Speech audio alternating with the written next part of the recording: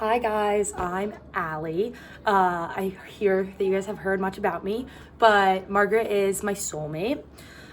We became friends my junior year of high school when we both transferred to Kent boarding school. We were not friends at first, I would say. We had very different work ethics, otherwise known as Margaret had one, and I did not. But we slowly became closer. I think we both looked back on it and decided that we became close one day. We just noticed that we had become best friends. Yeah, I don't know. I always think that's kind of funny, but basically I was kind of a degenerate. I didn't really do work. I had a lot of stuff going on. But Margaret kind of pulled me out of that and really focused me. So she ended up pulling me into swim practice with her. And then through that, basically she was like, if you can swim, you can row. And so she pulled me onto the rowing team too. And because I had had some experience in rowing, we kind of bonded because of that. And there was a chance that we were going to go to the Henley that year. And so she kind of motivated me to start working harder, start doing more. So we started to go to the gym every morning, or by every morning, I mean once a week. And on the mornings that we didn't go to the gym, we would often go and do homework. Probably one of the first times in my high school career that I was focused on school. So in that sense, my parents always say that Margaret saved me, is what they say. They definitely give me a lot of credit for where I am now, which is Hamilton College, and how far I've come, but they also definitely give Margaret a lot of credit, which is so fair and very valid.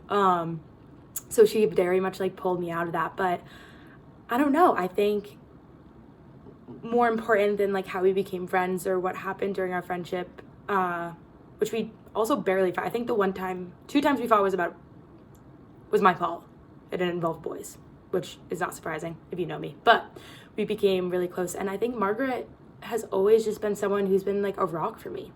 She makes me feel incredibly steady. I feel every time I call her or talk to her, I'm brought back down. She's one of the only people who can calm me down when I'm having a panic attack. I have really, really bad generalized anxiety disorder, and eating disorder. And Margaret has kind of always been there to pull me out of that, to sit with me when I am in a tough patch. I think it's always funny. I always say oh, I have best friends, but Margaret's my soulmate. She will be a bridesmaid at my wedding. I told her that if I didn't have to make my sisters my maid of honor, she would be. And I think she talks about a lot what I gave her, which was, I think, being more emotional. I'm a very emotional person. But I would say Margaret gave me work ethic, and she gave me strength. I'm gonna cry.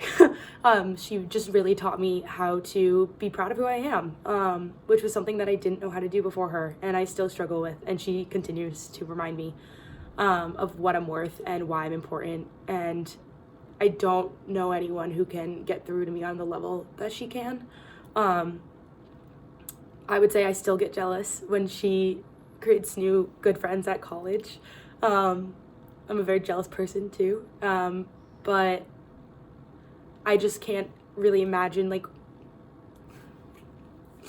I just can't imagine who I would be or where I would be if I hadn't met Margaret. And it's funny because, Kent, I think, as a school, we've gone through a lot together, which I guess she'll talk about tonight, about, our friend M and everything. And I think that I don't know if I could have thrived at Kent at all or survived that without having her have my back. And I think that goes for a lot of the issues that I faced at boarding school, with guys and with friends, and I don't know what I would have done if I didn't have Margaret on my side. And I think that's the number one thing, is that she's always on my side.